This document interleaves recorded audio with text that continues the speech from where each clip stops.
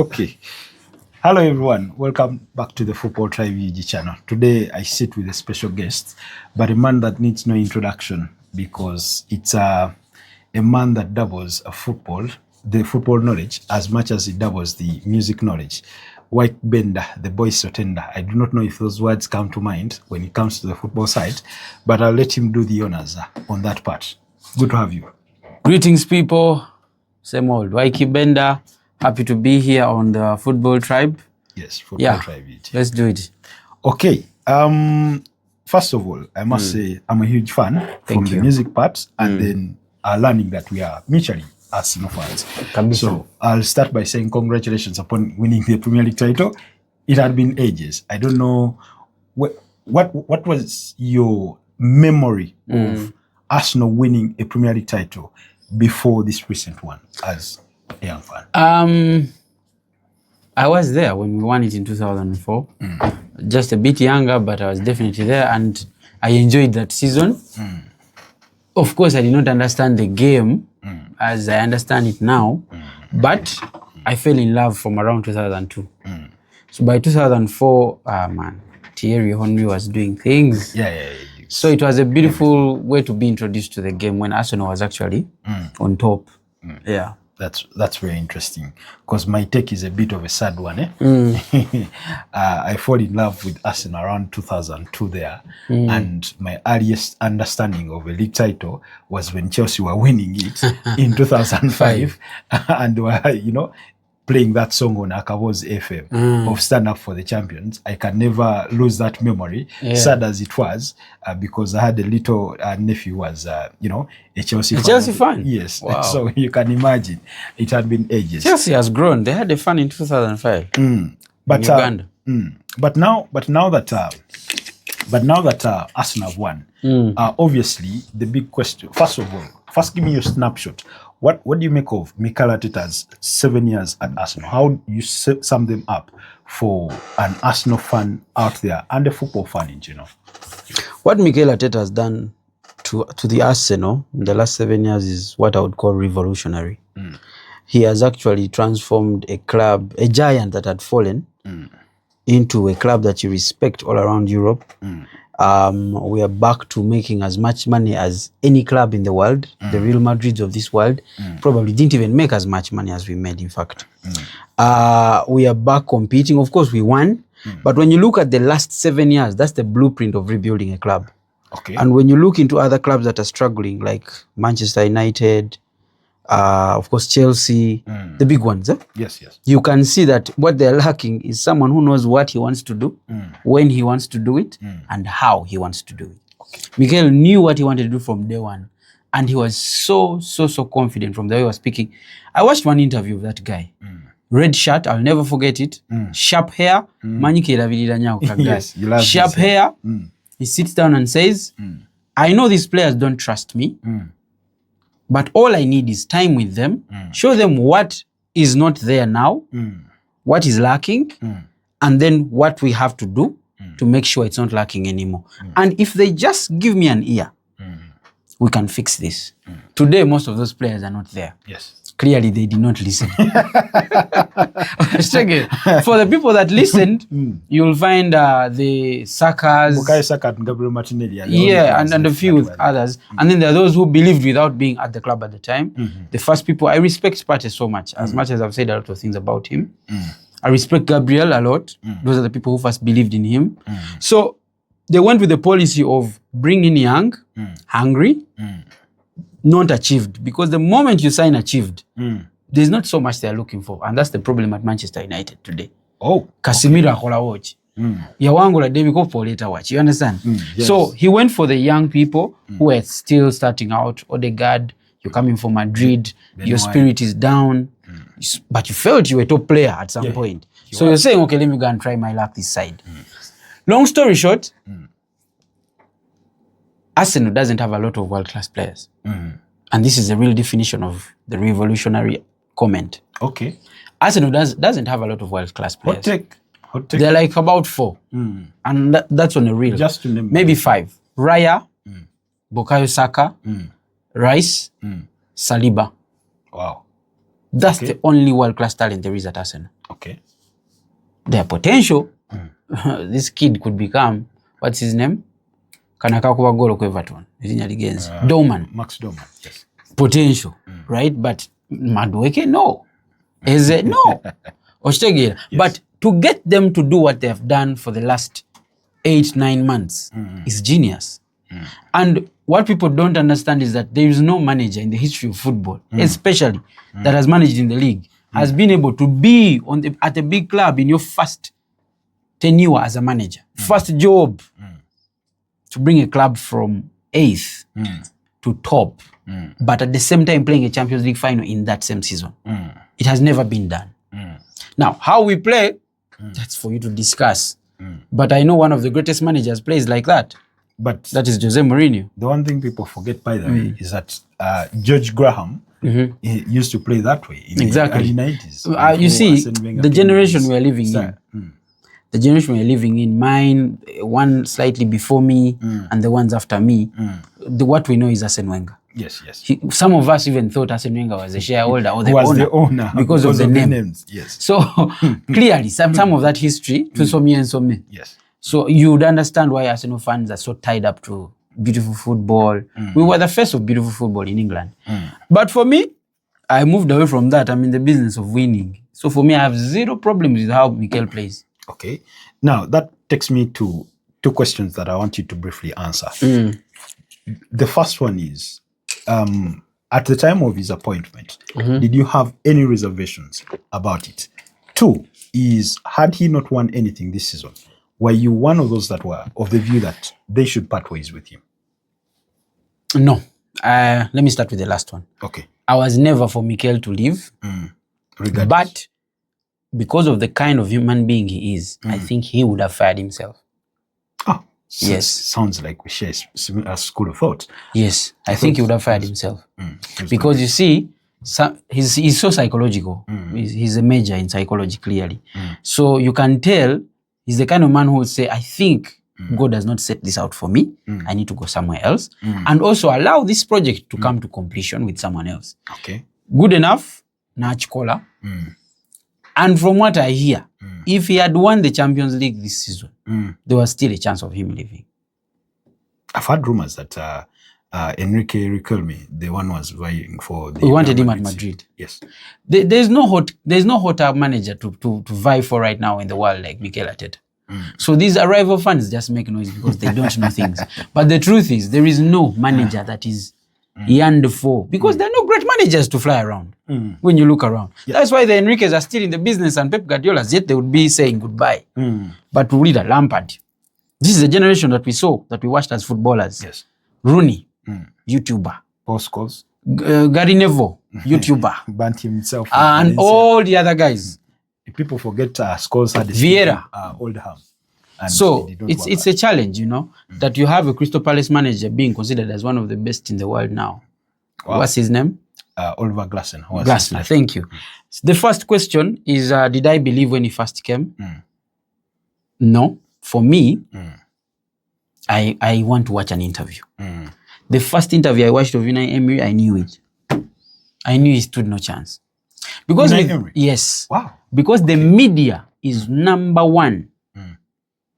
The media is number one of the projects you need to know how to manage if you're going to manage Arsenal or Manchester United. Ruben Amorim, same problem. You can't be expressing all your feelings in the media the way you want, because you're giving them bites, which takes the attention away from the football. And you know, at the big club, you receive a lot of pressure. Yes. So you need as much attention away from you guys so that you can focus and build your things. On the football. Kati Unai Amorim was busy complaining about everything. Here, I am so and so. Boardroom things, you're bringing them in the media. Weakness. You cannot manage at Manchester, neither can you manage at Arsenal. And that's how Unai Emery had to go. Okay, interesting.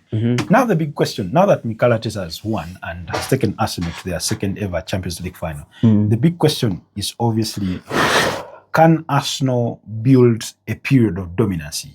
And I want to take a page out of Manchester United, because they were able to do it between 2007 up to 2013. Because in between there, they played about 3 Champions League finals, winning one in 2008, losing the one in 2009 and subsequently 2011. But In between there, they also won 5 Premier League titles, including 3 consecutive ones. So how do Arsenal build that sort of period in their own rights? First of all, it comes with the background that they've never won the Premier League title back-to-back, even during their glory days under Arsene Wenger. This is what you call hot takes. The only reason Arsenal has never won the Premier League back-to-back is the Premier League and its officials and Simanya FA. Arsenal is the most hated club in that institution, the FA, the entire organization. I don't want to go into those details, but you've talked about Graham. Yes. You know what he said? Yes. The quote, the famous quote? Yes. Something to do with hate. Yes, we are all, for some reason, they are hated. No, we have always been hated. It's part of our history. That's what Graham said. Graham was a white man and he's English. Yes. So clearly it's not about even being a foreigner or anything. Yes. And then a few years later, Wenger signs black players all through, doesn't contribute to the growth of English what? Players. Football and talent. It was more black players and whoever they players. And he was the first foreign manager as well. So the hate has been building over the years. Arsenal is a culture club. We lead in culture. Yes. So it has its disadvantages politically. We don't have to go too deep because I have plans to go back to the UK. But I'll excuse you for that part. So my point is, what you're going to see, even this very season, don't be surprised if you get a lot of funny decisions going against us. Because what they wanted is to make news. And there's no better club to use now after failing to win it for 3 years.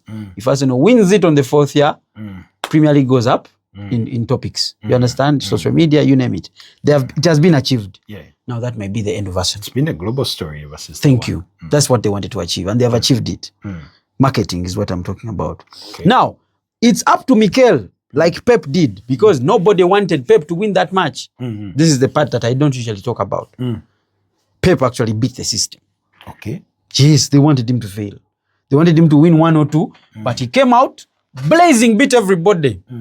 So that even if you're trying to cheat him, the gap is too big for you to make up. You understand? I remember when he did his first press conference in England, arriving in 2016, he was asked, do you think you can win with your style in a very physical league like the Premier League? And his response was, that's what I'm here to do. So what Mikel needs to do right now, the Madwakers of this world, much respect to him, no offense, but the Madwakers of this world, their race has been run. I could say even Eze falls in that same gap. Somebody described him as a speeding boat without a brain. I will not go there. But for me, what I want to say, bro, we need to buy top talent now.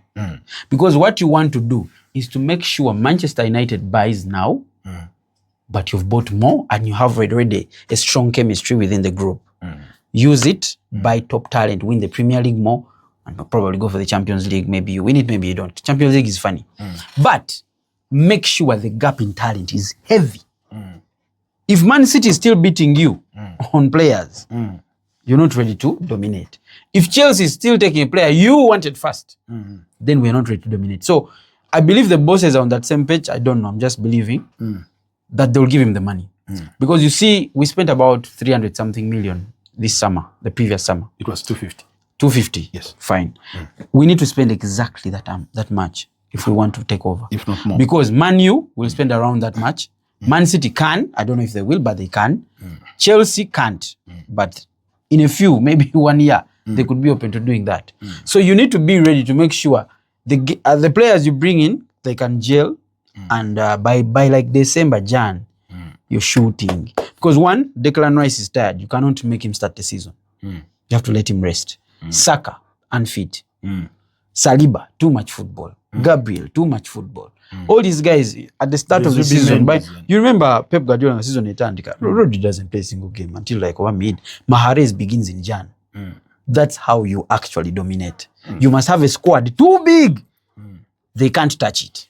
It brings me to my next question. And there are 2 questions because you mentioned that they need to bring in key players. But before we get to the brainstorming of what those key players are, the question I want to ask is about Mikel Arteta. He's been criticized about his insufficiencies in squad management.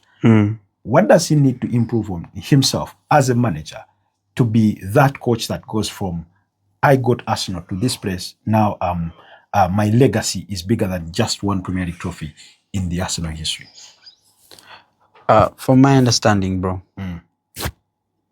Mikel's biggest problem has been a mental thing, not because he doesn't know what is easy. You see, if you've been in pressure points, you'll miss even the easiest thing.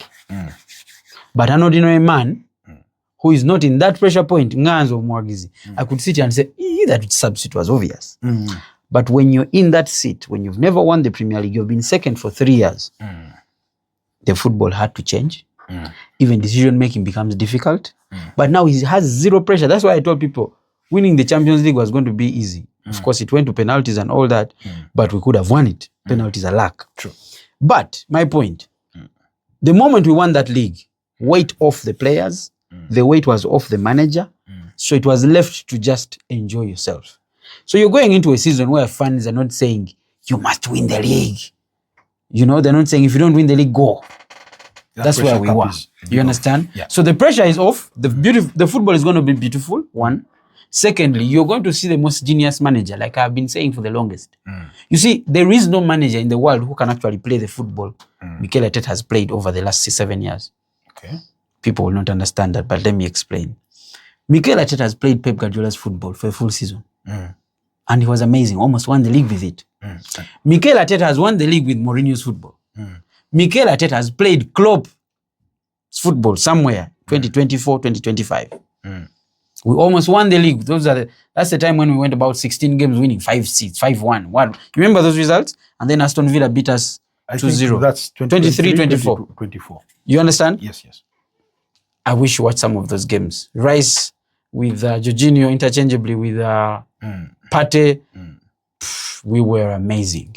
Gegenpressing. After that Dubai camp, and then they returned and thank you. Only lost 1 game. So for me, I do not know a manager who is actually as pragmatic as Mikel in the history of the sport. But no, of course, so many rivals will disagree, or Sudiawo and all that stuff. But you see, life is ahead of us. Pray for life.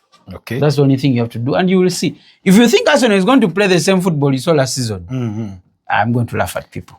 Okay, then that takes us to the second question, which is about squad building, and you want Arsenal to have that elite squad that is miles ahead of any other competitor.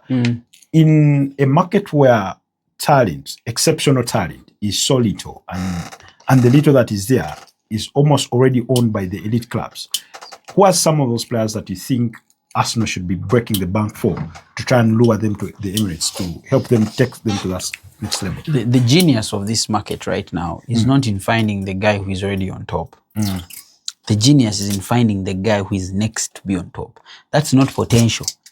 That is verge of greatness. You understand? The guys who've won the Cavaskelias of this world, Napoli, where you understand that if I get this guy and put him in a certain system, the Maurizio Michel, boom, who is now at Arsenal. You get me? He blows. You get me? That's what you need right now. What you need is a number 8 that plays football the Arsenal or Barcelona way. Guy who is not scared of those spaces. You understand? So that creativity goes up a notch. Saka needs a player that can actually play on either side of that wing, of that pitch. Sorry. You don't need a number 10 that is angle biased. Odegaard is angle biased. For me, I think the best position for Odegaard is the way they've been using Bernardo at Man City. Play number 8, sometimes play in the wing. Basically, build up. But he's not as creative as he used to be. So maybe he improves because the league also the team was playing a different type of football. So I can't even sit and tell him to no fast. But you need to get a player that is on the verge of blow up. Obviously, some of those players could be in some of the teams that people are despising today. Okay. Like Man City. Savinho itaga coach. Savinho, it's Tottenham that are really, really interested in his Savinho itaga coach. But already, okay, to take examples, there are already some names that have been mentioned widely in the media in terms of Arsenal's interest. Morgan Rogers, Bradley Barcola, Christos Zolis from Club Brugge. Barcola is another one. Jeremy Verge Menga. of greatness is about to break through. He just breaks my heart. I feel like mentally he may not be strong enough. he looks weak. I don't know the players very much, but for me, I just read the way you react to things. When things don't go your way, you watch the body language. He gives me Bruno Fernandes vibes. but Manchester United fans will tell you Bruno Fernandes has been elite for them. So he's a talented player. I'm not saying he's not talented. I'm saying he's weak mentally. Have you seen a captain who throws their hands every 2 minutes? That's not a captain, and that's why they've been struggling for the longest. Roy Keane cooked him. Any day, I know Mulia. After that Brian Mbeumo miss in the Nottingham people have to look up to you to find strength when things are rough. But every time a goal doesn't go in or his assist is not put over the line, he was reacting very poorly. Of course, he has improved in the last 2 years. But Bruno Fernandes of 2022.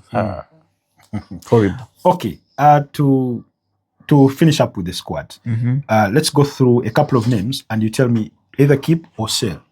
Kepa Arrizabalaga. He has to go. Sell. Don't even sell, give away. Just give away. He lost me a trophy, man. Okay. Ben White.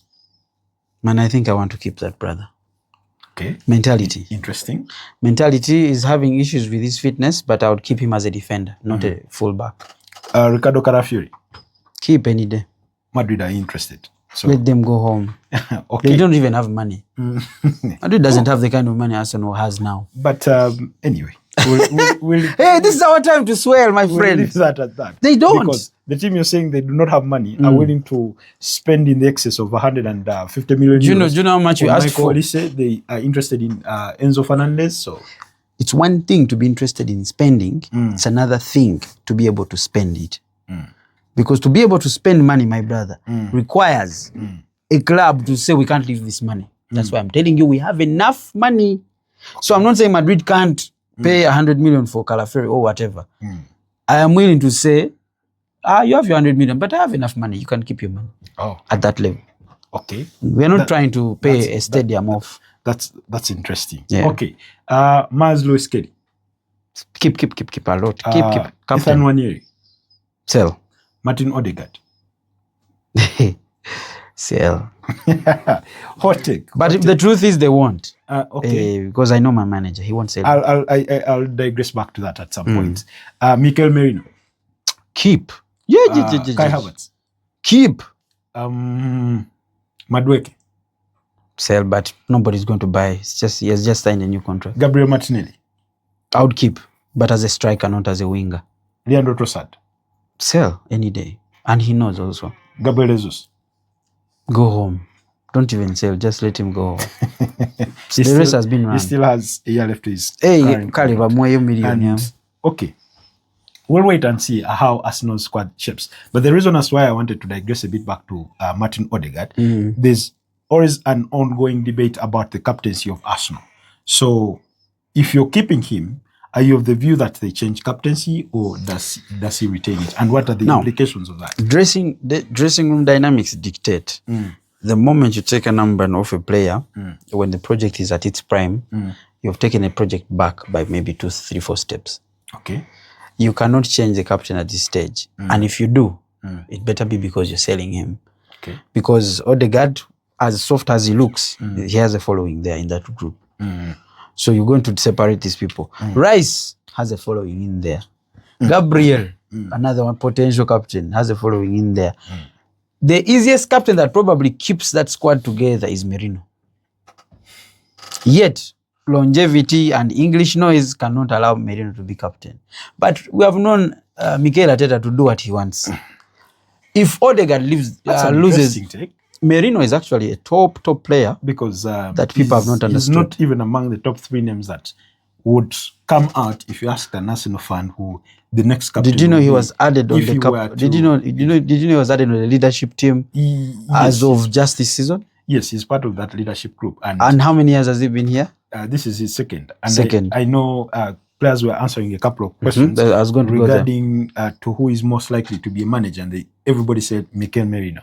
That's why I'm telling you, the best captain for Arsenal right now is Mikel Merino. Interesting. So I do not know how the English will feel about that. Of course, it will cause a lot of controversy. To the side Declan Rice is a media-pushed captain. And of course, the club is phone in England, so you expect it. They have too much noise. But he also has weaknesses. I'm a big Declan Rice fan, but I know he has weaknesses. He's very performative. Manyo muntu agale nnyo mulaba nti yakoze kyamaanyi. Typical English, because they tell you you're a Ballon d'Or potential. Now everything you do it for the camera. You understand? If you're going to give a young girl a what? A kajaze, you're doing it because the camera is watching. That whole thing is not done. He knows the cameras was watching. I know. Oh, that's not a captain. I'm sorry. It's typical English gimmicks, and they annoy me so much because it brings about very bad energy in the dressing room because they listen to everything they're being told in the media and they believe those things. Bruno Fernandes is another one. Listens to everything he reads in the newspapers, and then you see he plays with that shit on his head. And you can't do like that when you're top professional. For Roy Keane's number to reach out to him. Anyways, I will leave that at that. Today, the Premier League fixtures did come out, but I'll not interest you in the whole shenanigans of it, but we'll focus on Arsenal. In their opening few games, at least about 8 of them, they have Coventry, Aston Villa, Chelsea, Sunderland, Brighton, Leeds, Nottingham Forest, Everton. What's your take on that sort of schedule, given what you told us earlier on, that they have players that have played a lot of football from the season to the World Cup, and they will need to rest some of those going into the new season? I think we are either second or first by the end of that run. By the end of the run of 8 games. Of those 8 games. Aston Villa away, but I looked home. at the entire fixture, and unless we get the injuries we got in 2024, 2025, it's a clear run for us. Okay. Why? Because the time when we actually have problems, the fixtures are not so bad. I'm talking about the Champions League times, when you're playing too many games and the pressure is also up there. The opponents are not as heavy as the last year or the other years. So that looks good. I don't want us to begin well. I need that noise. Okay. Yes. After winning the Premier League, my only prayer, Arsenal fans will not even like this, my only prayer, I want the Pep Guardiola kind of energy now. I need to become the Pep Guardiola of this league. Whereby you don't begin well, then you come for the guy who is there. You chase him down. And then in October, he's the one sweating like this. You bang him. I mean, in what? In March. In March, April, he's sweating because it's now 3 points. And then he comes and plays you at the Emirates. You beat him 4. That is Manchester United. My prayer. Now, if that's your prayer, who is it most likely to be at the summit? Michael Carrick with Man United? Alonso with us, because we will be there. You mean the other guy to be there? The one you want to be chasing. I'd rather chase Manchester United, but I don't think they'll be there. Okay. Yeah, it's too soon for their project. But I think Liverpool might have a chance. They expect their team to be in the title. Imagine Liverpool, it's confusing. They just had a poor manager, a fluker who fluked the league and all that. We said he fluked and people argued. Now where is he? But I think Liverpool is going to be a big surprise because the guy that is in charge, of course, he has never managed a big club, so that dynamic might be difficult. But the genius behind that man is people need to watch out for him. He's a very good manager. If he gets his tools, especially in defense, get him a full back that is on the right, get him a central defender to assist Van Dijk, because they've gotten 2 kids. Those are both kids. They need a senior man. They also they're interested in Mickey Van de Ven from Spurs. Okay, that's a good one. And they know each other from the national team. So that will be a good one. Then get another wing, of course, Salah. They are looking at Yan Diomande, who is on the left, on the right, I don't know. Isn't he mostly right-footed? Then he's a good one. But 400 no, too expensive. Too expensive. They rejected that. Yeah, they shouldn't. They shouldn't pay it. But get them a winger. People don't realize Isak hasn't played a single football game. Munoz is right-footed. They've landed that one for 40 million euros from Osasuna. They beat Newcastle to the punch. 22 years of age. People are forgetting. Of course, HTK is going to be a while. It's going to be a while, maybe October. But Isak in that Liverpool team. People don't realize even Bayern Munich are interested. I'm very happy to compete with Liverpool, by the way, because Liverpool fans don't make a lot of noise like me. So I can eat them. But also, because of their history, I want to compete with a different opponent and see what it's like. Yeah. Okay, now that very conversation takes us to your views on these new managers. Andoni Raiola at Liverpool. Let's even start there. Himself A as potential world-class manager. Potential, definitely. He knows a lot about the game. He's Spanish. That's where football really begins. Secondly, now the only test he has on his hand is the Unai Emery test. Can you manage at the big club? that big dressing room. Yes, where egos are flying and the media is piling. But he's at a club where media doesn't pile so much on them. There is a way they're protected. Liverpool go under the radar. Yes, they're protected. Because if Arsenal won the league and did what Liverpool has done, my God. Even if it were to be Man United. Thank you. No Angla League, no Malanga Liverpool, it would be horrible on the media. But Liverpool is protected for whatever reason, I don't know. Because it used to be the farmhouse of the England national team. Oh, yeah. So I guess that history. That's why this time around, there's that disappointment that they summoned England national team players and Liverpool do not have a single player. And it's full of Arsenal players now. Interesting. Interesting. Let's go to Xabi Alonso. World-class manager. Wrong project. Wow. Define wrong project for the world-class. There's no structure. You need to have a director of football. You need to have a proper leader at the top that is, ownership. Like there is a pattern you follow. Formation comes from here, goes to this one. Because Arsenal. And then they have like 5 sporting directors. So wrong project, and this is the same thing he faced at Madrid. If he had gone to Liverpool when Liverpool wanted him, we would be having problems here. Because Liverpool has the structure, Man City has the structure, and now Man U has fixed that as well. Chelsea hasn't. But I think they're going to learn after this season. Because now they have a good manager. He's going to show them all the things that they're doing wrong. He's playing 1 game a week. It's an advantage for the squad. Can help improve players, yes. But it doesn't save you. He's been given the title of course manager as opposed to head coach. Do you think that gives him a bit of leverage or legroom to... Yes, and that's why I said he's going to show them all the gaps. It will show them all the gaps, but will the work be done? Because Alonso ajja kugamba nyetage emyaka gyange 3 kufuula champion mu Bungereza, right? In those 3 years you must do 1, 2, 3, 4 things. One of those 4 things is going to be against the system. Because these Americans want to be in charge in a way of some things. Because have you seen the contracts? Cucurella went to Madrid. Do you know it's at a profit? Though in actual transaction it is a loss, but it's at a profit. Make it make sense for a left fan. Cucurella was bought for about 62 million or something. He was sold for 53 or 54. So it looks like a loss of 8 or something million. But he had signed a 10-year contract or 8-year contract, right? Which means both bagula bazimenya in those 8 years. That's how a contract works. You add the money you're buying the player for, plus his salary. Then you spread over the 6 years. When you sell at 54 and you do the mathematics with his salary, it's a profit. Wow.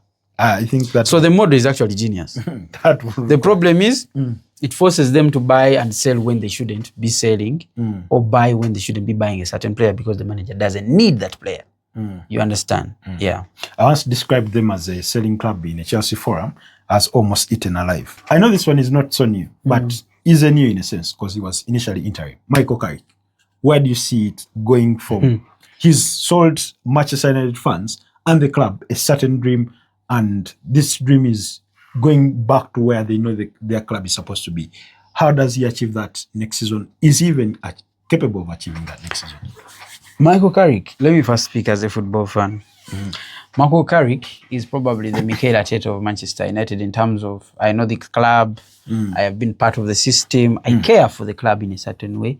So in terms of, rallying the squad to fight for the badge, he's the right guy. The difference between him, Mikel did not have so many OBs making noise for him. The entire lineup of Manchester United of Simanya the Baba itanga batia class of 92. He's on YouTube. And what they are doing is what we are doing here. For us, we have the right to cook anyone because we are looking for views. Now, if you find a former player looking for views, yet your opinion matters more than Ykee Benda's. Yes. It's a different ball game. Yeah. So Keane and Gary Neville, their opinions are bigger than any other.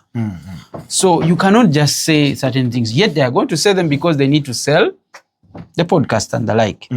So acha inobuzibu bwa media bwa maanyi nnyo. Ekyokubiri, again as a football fan, he looks like a good lad. Like he's good, he's solid, tachamuka, asinga ne manager yangu okakamu. You know, and I'll give him that respect. Like he's collected. Profile. He's gentleman style. Yeah, he's very collected. So in terms of profile and brand, sits into the Man U brand. Aja kwambala katai, very smart. The question is on the football. It's one thing to jump on a squad. The squad is good by the Amorim. Amorim for what he has done. He's the first manager who was actually bought right. Wow. That's the only thing he left there. There's not so many people that acknowledge the credit that we give to Amorim, by the way. He bought right. Because Mbeumo will give you another 3 years of solid performance. Cunha, all those guys. You know, there's a potential, you know, solid 8 players there to use, or 5. Now, football is going to be a problem. Because this squad has never played 3 games a week. Okay. It is going to put a lot of pressure on the manager.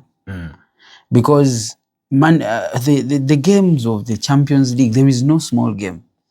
Because everything piles pressure on you. In Feb, that extra game or 2, if you finish outside the top 8. So there is so much work to be done. 1, the mentality has to shift. 2, physicality. The squad has to be big. I am not worried about the football he will play. Because Manchester United, in some way, shape or form, they find a way to play football that works for them in this league. Somehow. So they will find a way to play football that works. They will win a lot of games, but as the Premier League and the Champions League gets, you know, harder and we jump into the later stages, you will start to see the cracks. Okay. I think he keeps his job. That's as a football fan. Now let me talk as an Arsenal fan. I think he loses his job in December. And that's my prayer. I want them to suffer. I want that project to suffer, fall back to zero again. That's your prayer as an Arsenal fan. Yes. The question I was going to ask, do you think he has the tools in terms of quality in the squad that is enough to sustain him that journey? No, he doesn't. He doesn't have the quality, neither does he have the quantity. If because of the busy schedule, let's say if you were to lose 2 or 3 starters in that core of the team. Let's look at the squad they have right now. Casemiro is gone. Neither was he very good. Who's the other number 6 who was from Portugal? From Portugal? That kid. He was coming from Sporting. I'm forgetting his name. From Sporting? Sporting or number 6 omulala yafunanga nnyo yellow card. They're getting Anderson, the Brazilian. Yeah, I saw they got Anderson, but the one Ugarte. Oh, Ugarte is. But he was from he's from Uruguay, but he has played for Sporting. Yes, I know him because he faced Arsenal at some point. So Ugarte, useless. It's over. You understand? So they don't have a number 6. They have bought Anderson. Can he play alone? No. Of course they are going to venture in the market. You understand what I'm trying to tell you? I'm talking about what they have now. Okay. They need another solid number 6. Arsenal had, for example, of course, I blame Arteta for not using him, but let's talk about it for you to know that football is going to demand a big squad, a lot of players, at least 28. We had Rice, we had Merino, midfielder, we had Zubi, we had Nogard. That was the core that was going into the season 4. And then late, of course, Luis Kelly came from the wing to be a midfielder again. Nogard never used. But you could tell he was needed. Or at least you should have bought someone younger so they can be used. So Rice could rest, Zubimendi could rest. Zubimendi, one of the best players in the first half of the season, was one of the worst players in the second half of the season. Why? Minutes. Overload. He has never played those minutes in his entire career. He's 27. Never competed for a league title. There's that. But also, the Premier League doesn't rest in the Christmas and the like. Winter break. Thank you. So the guy went through all that phase, and then you need him because He was actually, this is a top player. For me, it's the signing of the season, by the way.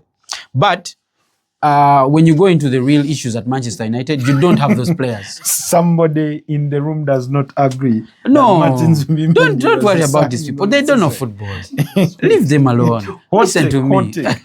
That's the signing of the season. I wish there will be an opportune time when I engage your entire team to the hard questions of a hot take. You see, this is the Fan Bench Studios. You can always visit. Thank you. Anytime, you just hit us up. Anyway, so, mbade nkugamba, tugende mu maaso, Mbeumo has no substitute. There's the other kid from Ivory Coast.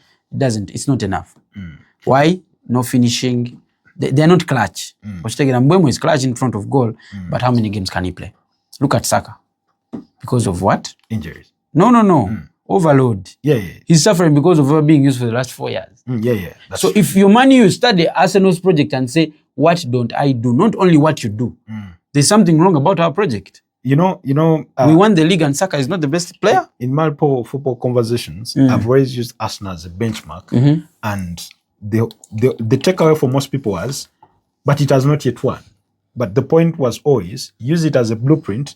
Do it in a shorter period of time to achieve the mean. Pick what is not right, because there are things that were not right. One, Mikel Arteta was not given the money he needed quickly. Immediately. That money was broken into so many years. Yes.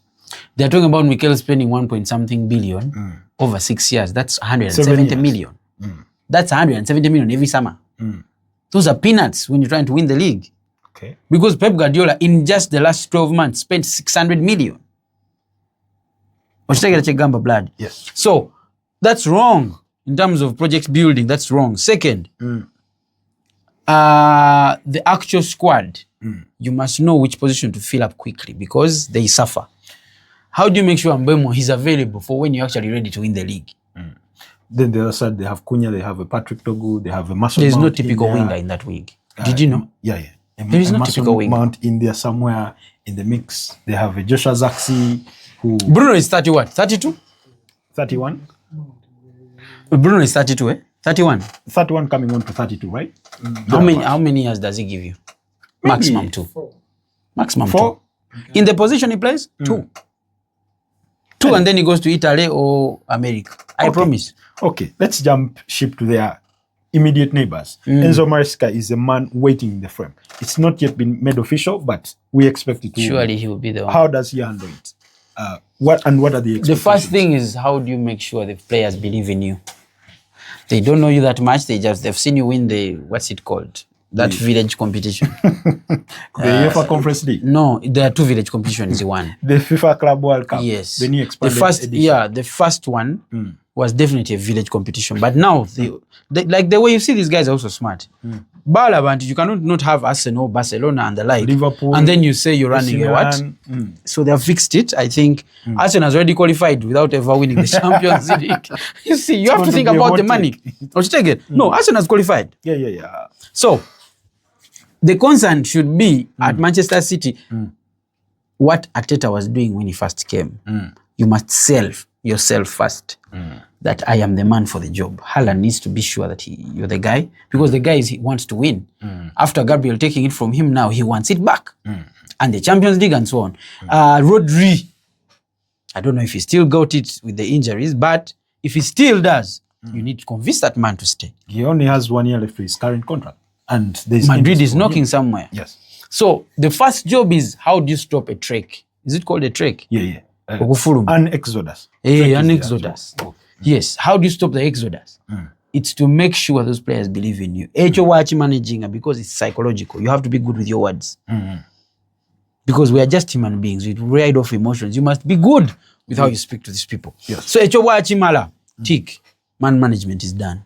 That's the first job. 2, squad rebuilding. What the hell is going on at Man City? They are interested in Elliot Anderson. £120 million plus is the expected fee to go out. Which football are they hoping to play with that player? I think they're trying to go away from the Pep Guardiola way, which is at the World Cup going to be new for everyone. A team whose jersey you find yourself donned in. So that's I feel if Haaland stays, this is the kind of manager he needs in terms of style of football. Haaland will score a lot of goals if he stays. I think he will stay. That's the kind of manager he needs. That's what I'm trying to say. Because Pep Guardiola wadde yagula Haaland omupiira gwe yasamba naturally sigwa Haaland. It's not for a typical 9, but he adjusted and he won with it. But this guy will actually play to that guy's strength, and you won't see Haaland go off for 2 months without a goal. The wing, Doku. Everybody's praising Doku, but Doku is a mediocre. I have a term I used to describe Jeremy Doku, one that is not really appreciated that much. I describe him as a player that is always idle busy. He does too much without the final product being sufficient. Like he'll be very busy in the game, and then when you look at the end product, at the end of the day, somebody will disagree. But when you look at his numbers, for example, I think he scored about 5 or 6 goals this season, and 4 of those came at the tail end of the season because he scored 2 against Everton, and then he scored against Brentford, and Liverpool, like that. You get against it? Liverpool. So that's how I look at him. And let me describe bagenda kunyiga, but Doku is the kind of player what I describe as environment. They're called environment players. Everything has to be right. The rain should nkuba tena tonya nyingi, omuzira toguba mungi, ate omusana bugwa akategwa akamu mutwe. Those are just funny examples, but you get the point. Environment players is that this player must be close to him, this type of profile must be close to him, this striker must play a certain way, even the opponent must play a certain way for Doku to give you the best of him. That's not a top talent. The other player that everybody praises who is like that is Rafinha. Those are environment players. Look at him play for Barcelona. I mean, for the country. He looks like he has never played in a top club before. Why? Because Nyono or Barcelona amanyi how to use him to his strength. Those are environment players. Prior to Hans Flick's arrival, Rafinha was among the players Barcelona was considering or parting ways with. And I'm telling you, those are players, and there are very many in this market. Talent again the game azima. So many players are even Kvaratskhelia you go to one Smaya Kvaratskhelia. That's an environment player. Wow. That's an hot take. That's an environment player. And I'm telling you, there are so many. Kanku Mulala, Dembele. Okay. And these are some of the players that everybody prays to be world class. World class players don't need an environment. Bukayo Saka doesn't need an environment. Vinicius Jr. doesn't need an environment. They just play in whatever. They find a way to get the job done. You understand? So Doku, Pep Guardiola chizula nti Doku ono aina byetaga. System netanduko chuka to his strength. They moved him a bit anga ko ne mu midfield at the start in the middle of the season bamujukirawo nga when he used to be the carrier now all the way from Gajeno wakati wati as if a number 10 and he improved. Then he goes back to the wing. Then they bench this guy Gwenalinjere Gono or Smile Reinders. To enable this guy to be more central and Reinders to actually go out. It still didn't work. At the end of the season he's back to being a what? A winger. A typical star abamanyi manager abamanyi wotufu omuteka. Saka omulaba nti Saka is injury prone these days. That this is the times they have put him to the left sometimes, even in number 10, just to support him. Maybe he can survive here now since physically he can't take it. Yes. Abaveko zikankubulira mma. Kati Saka, you know football fans have a memory loss issue. Everyone talks about the footballer from when they are.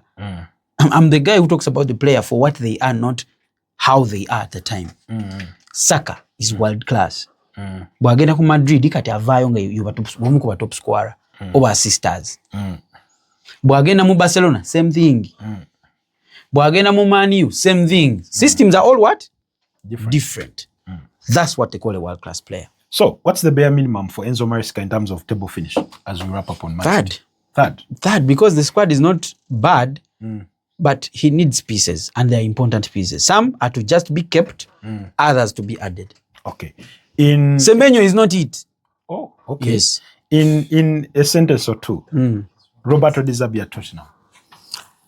One of my favorite managers. Olanika Smile because I love the football he plays. He has ego issues with his leaders he always struggles with his leaders. He wants things and they want other things.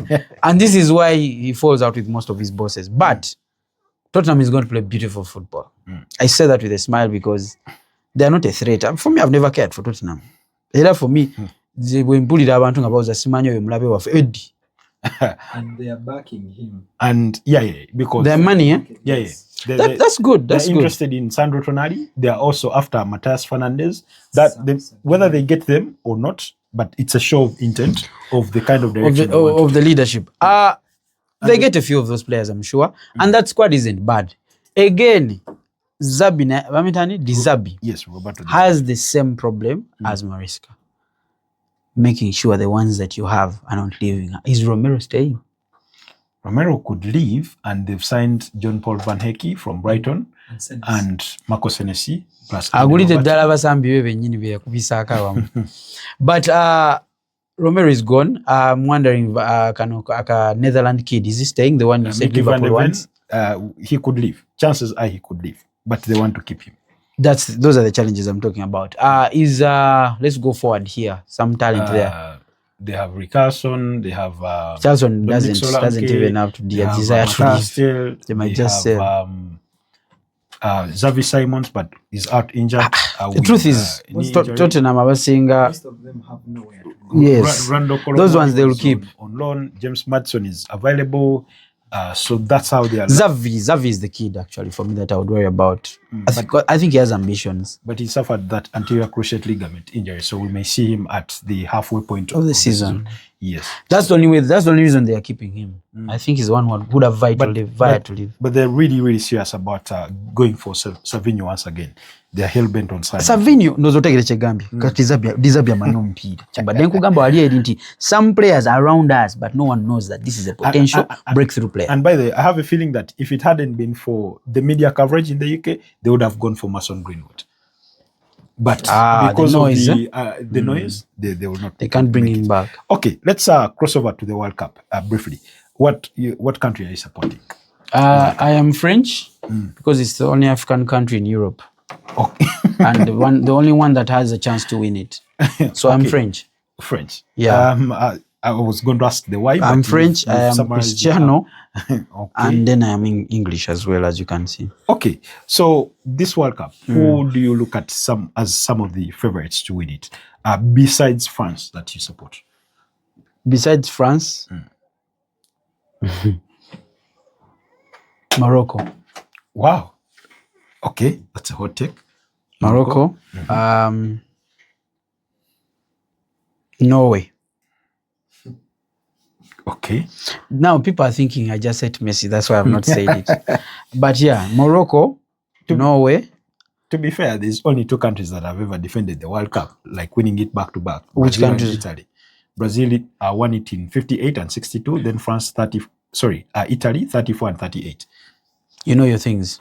You see, the World Cup is a very different competition and people are going to find out. People are going to see weird things when the actual knockouts begin. Now the knockouts have actually increased. There's 32 and then there is 16 and then there's quarters, semis and so on and so forth. I see a Norway going so far. Okay. Why? Because they have a machine as a striker. It's that guy disorganizes any forward line any day. Alexander Soloth all in there. Yeah, but Haaland is the guy. They actually know each other. There's some good chemistry in that squad. That squad has been playing together for about 4 years. You see, these things of tournaments are about chemistry mostly. Exactly. So when Kugamanti Morocco it's not because they have the most. If you talk about chemistry, the Argentines will tell you our winning side. I was going there. Norway, but then Norway. The last one is going to be Argentina. Okay. I hate to say that Cristiano may not win it, may not be among, but for one reason alone. His team isn't playing for him.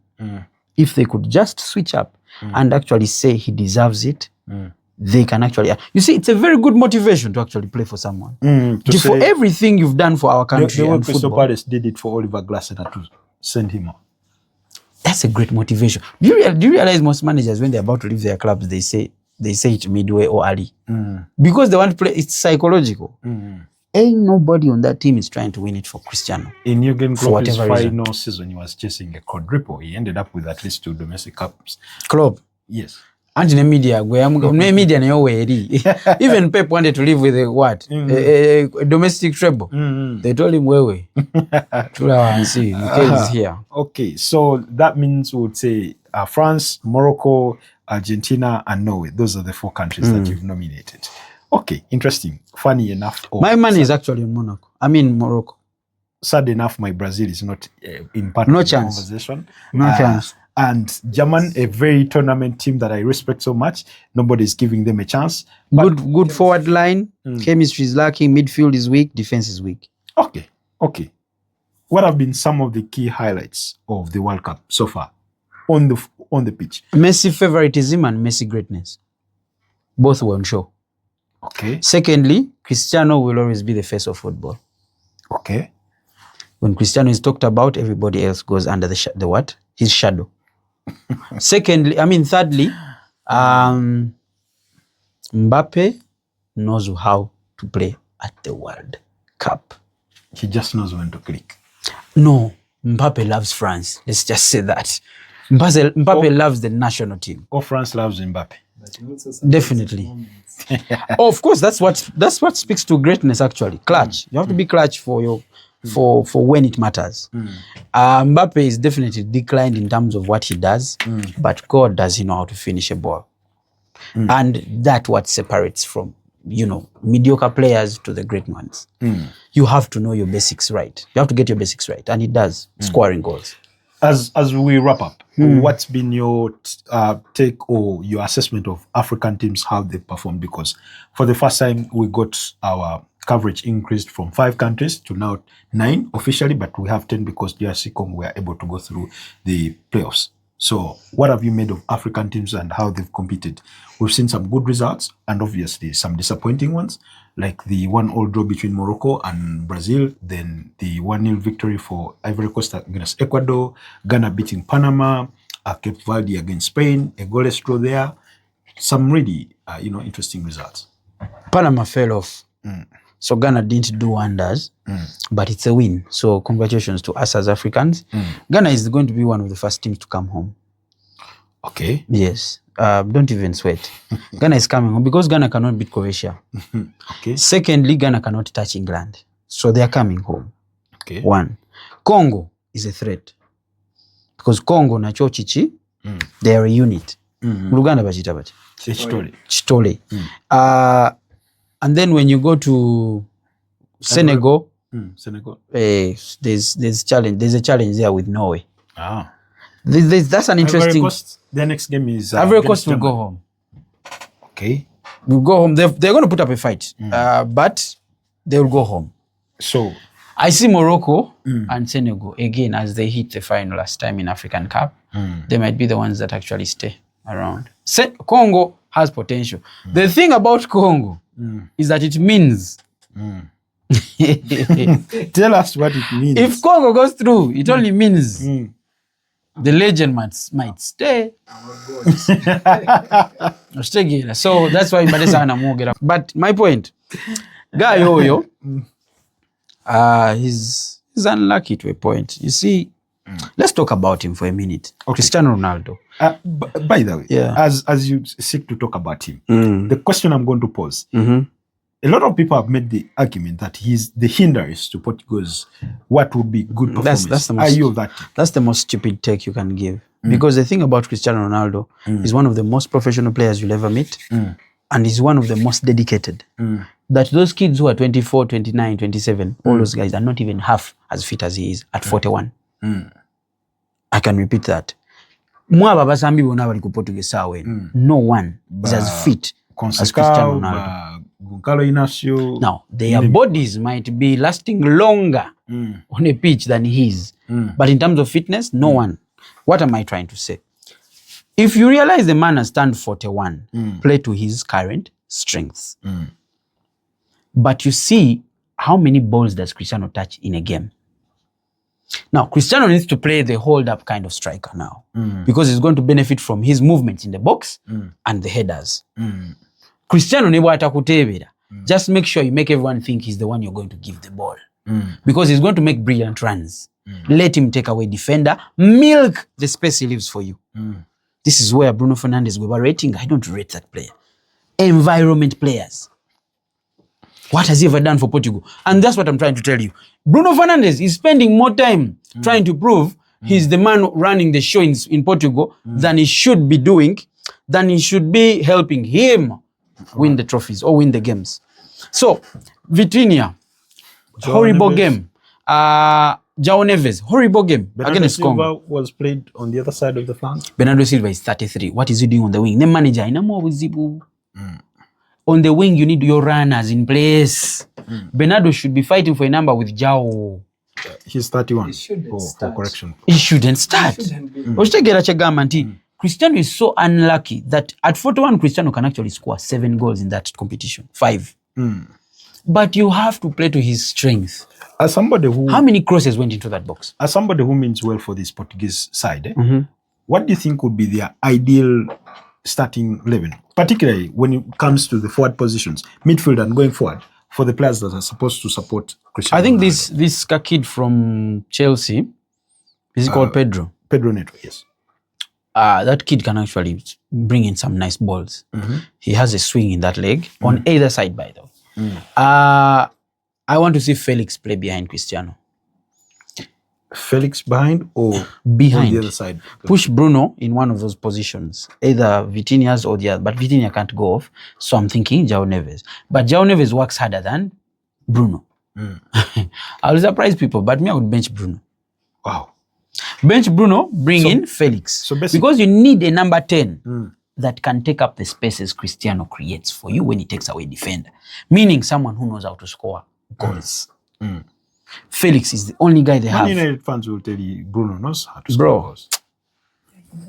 People just don't want to listen. But for me, I know the good things about the brother and the things that are not good enough for him. So basically the midfield, let's say you have your Vitinha, you have your João Neves for the deep lying role.